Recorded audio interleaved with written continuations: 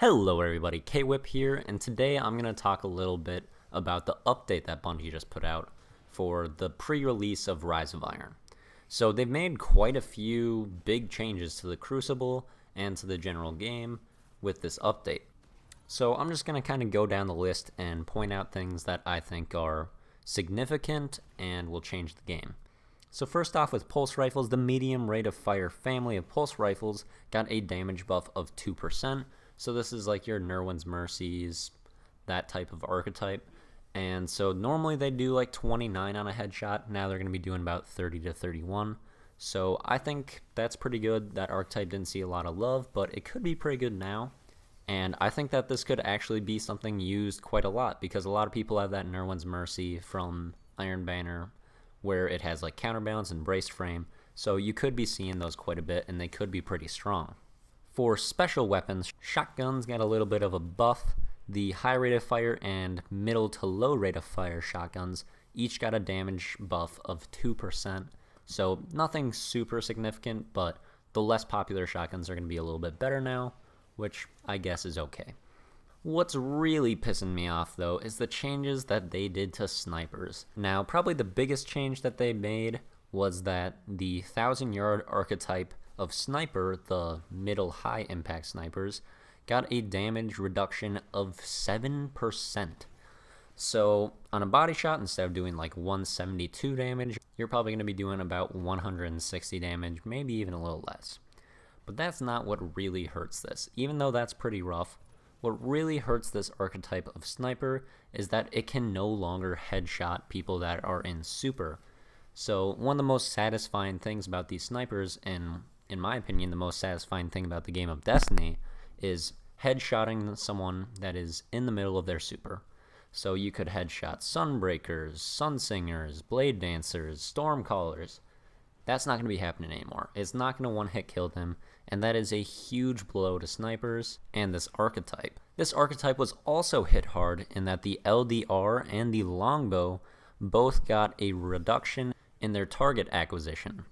Now, I think this is kind of another dumb change, because these are snipers that are pretty rare and pretty popular, and a lot of people really love the feel of them, and I feel like it's going to take away kind of from the uniqueness of the weapons and just make them less interesting and fun to use. So I don't like this change either. Another hit to snipers is that they added a whole lot more flinch to snipers. Now this is a change that isn't terrible and was a little justified, but I feel like it's going to be pretty brutal now. They changed it to the initial flinch that you have from 30% of the max flinch to 50% of the max flinch. So right away you're going to be getting hit with a lot of flinch compared to what you're used to, and it's going to be a lot harder to hit snipes unless you hit the first shot. This is another thing that I think is kind of a dumb change, because these are the hardest shots to hit with snipers when you're getting flinched. If you get a kill with your sniper while you're getting hit with a pulse rifle or something like that, that's a pretty dang impressive shot. But now, I think if you're getting hit with a Hacksaw or a Grasp with that added flinch, there's just about no way that you're going to win that gunfight unless you hit the first bullet. So snipers are taking a huge hit going into Rise of Iron. To talk about some special weapon changes that I actually like, sidearms got a buff. Sidearms universally got a bit more range, and for the most part, a damage buff. So that's a pretty nice thing. And another thing that they said is that there are going to be two types of sidearms coming in the Rise of Iron that are actually going to be shooting faster than any of the sidearms in this game. What this tells me is that there is probably going to be full auto sidearms, because if you have ever shot an Iron Wreath, that thing shoots just about as you can possibly press the trigger, and for there to be two different types of sidearms that shoot even faster than that, there has got to be something that isn't just a semi-auto sidearm. It's got to be full auto or burst and shoots extremely fast. So in the Rise of Iron, I'm going to say that there are full auto sidearms, or if not, it's just going to be cool to have some really fast firing sidearms. So I'm excited to hear about that. Now onto some interesting changes that they made. Magazine perks now give range bonuses, which is pretty interesting. So basically your armor piercing rounds, high caliber rounds, skip rounds all add range and reduce other things, mostly handling. So this is kind of interesting, I thought. And then some of the other perk changes that there were, Exhumed adds 5 more seconds of extra range than it used to. So if you have like a Party Crasher with Exhumed on it, you're going to have 15 seconds of extra range after being revived now, so that's a pretty big advantage. Another change that I liked is that Surplus actually has some role in PvP now, and you get increased ammo capacity with it. But with these perk changes, Bungie wanted to throw one more slap into the face of snipers, and they made unflinching even worse. So if you were thinking, oh, I'll just throw unflinching on my snipers and it'll be just like normal, that's not exactly going to be the case, as they made it so unflinching is 10% less helpful than it already was. Bungie did at least one thing right though, and it's something I've been waiting for. It feels like years. I know it's not, but it feels like years. They finally did it. They answered our prayers. They nerfed the universal remote. Thank God. They took down the range bonus that it gives by 75%, increased the rate of fire, and decreased the damage. That is a beautiful change, and universal is probably going to die out now. They finally did it. It makes me so happy that I'm not going to have to deal with many universal remotes in the Rise of Iron. Now for something that was buffed, the Fabian strategy got some interesting changes, and it might actually be pretty usable now. So something they did that was interesting with it was that kills with this weapon now automatically load a portion of the magazine. So that's going to help this weapon a lot because it has about 40 bullets, and when you're up close to someone, it shoots like a Doctrine of Passing. So you run out of ammo pretty easily with this weapon, and getting that extra ammo for getting a kill will be quite helpful. Other changes to this weapon is that it got a 16% buff when it comes to range for an auto rifle that already has some pretty good range, so it's getting helped out a lot in there. It also got 44% more stability, so this weapon should handle a lot better. The Fabian strategy will probably still not be that great, but I think I'll try it out.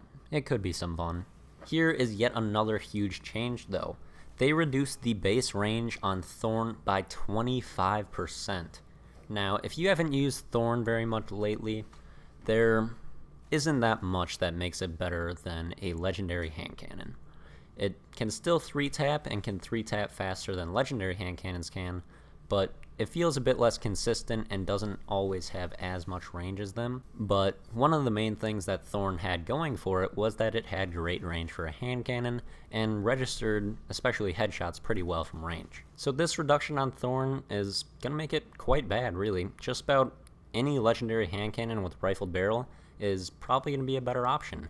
It's gonna have more range than the Thorn, and range on hand cannons actually affects its accuracy and its range. So losing it on a quarter of its range, it's not going to hit from as far, and it's going to be a lot less consistent.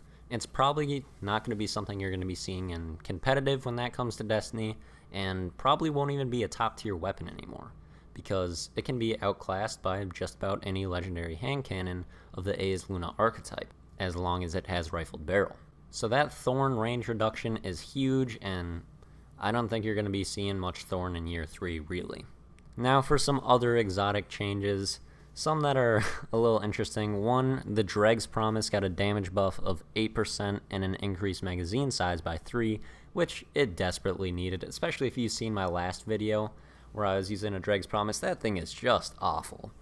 I think this buff is needed, but it's not exactly what the gun needed, because the travel time on the Dreg's Promise bullets are just absolutely awful. You'll shoot a burst at someone and it won't hit them for about a second and a half. It's a terrible gun, not going to be much better. But there's 2 other exotic changes that are pretty interesting. The No Time to Explain was added the perk, a hidden perk, Headseeker, and it also is being buffed with those Nerwin's Mercy archetype pulse rifles that I talked about. So it's going to be doing 30 or 31 on a headshot with this weapon, so that's going to be a big improvement. And then it also has this Headseeker perk. So what this does is the No Time to Explain might be able to even 2-burst someone, because if you hit like 2 burst headshots and then you hit a body burst to finish off someone, that will give you the Headseeker perk, and I believe you would be able to 2-burst headshot someone if you hit all of your headshots with that burst.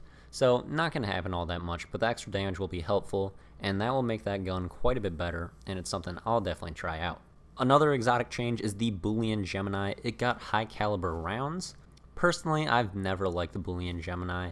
I just don't think it's that great. It's kind of lacking on the time to kill, but with high caliber rounds, it could work decently well flinching other people and could work pretty well as a counter sniper, but really I don't feel like you need to search for counter snipers that much anymore because you probably won't see as many snipers in Rise of Iron with these changes, and most weapons will be able to flinch pretty well. Crucible drops changed a little bit, and legendary engrams will no longer drop after Crucible games, and instead they're going to be dropping with weapons like your party crashers, A's, Lunas, in times of need, spare change. Those are going to be dropping more, which I think is a great change.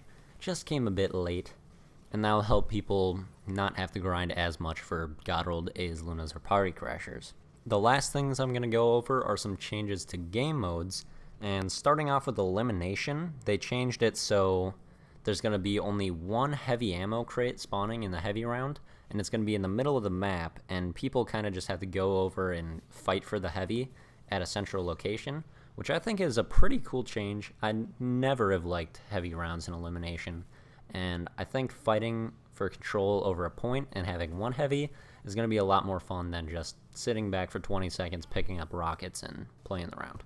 So I think that's a pretty cool change. Salvage got a pretty big overhaul that will, I think, make the game mode a lot more playable, as there's going to be a lot less waiting, because it takes 10 seconds instead of 15 seconds to capture a relic, 15 seconds instead of 25 for a relic to spawn in between locations, and 30 seconds instead of 45 seconds to capture a relic. And I think these are all great changes. It's going to be a lot less waiting and will make the game flow a bit better.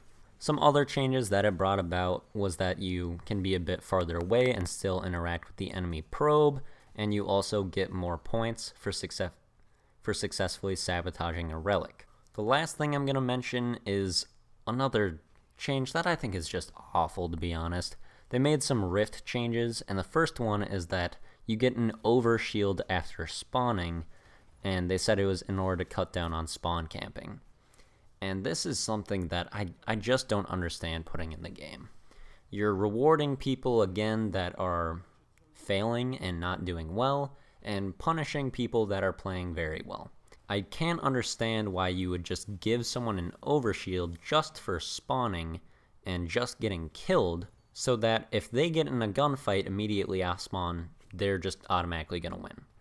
A team in Rift is pushing into spawns, doing well, kind of spawn trapping the other team, and they're going to be punished and going up against people with overshields for doing well in the game. I don't get that. I don't get why Bungie is rewarding people for dying and not playing well.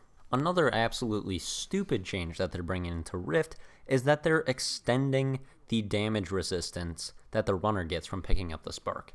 So if you haven't seen my Cocytus and Chaperone video, there is a moment in that game where I shoot someone that's just picking up the rift with my Chaperone once, and then proceed to punch him 4 times before he dies. Now that's about 600 damage to kill someone right there. I also yesterday was playing Rift and saw someone tank a Nova Bomb just from picking up the spark. How someone can get that much health for just randomly sprinting in and grabbing an objective just makes absolutely no sense. They're not using strategy and clearing the rift area before they pick it up so they can push as a team, but rather just sprinting onto the objective and holding square because they know they're not going to die if they get it up. I don't really understand why there is any armor for the rift runner, as the area should be clear before they even pick up the rift. It seems like people are being rewarded for more poor play and dumb play, as they just get extra health for just about no reason. Anyway, that's it for my thoughts on the changes and how they're going to affect the future of Destiny. Leave a like if you enjoyed the video, comment your opinions down below, and subscribe for some more Destiny videos. Thanks for watching, and see you later.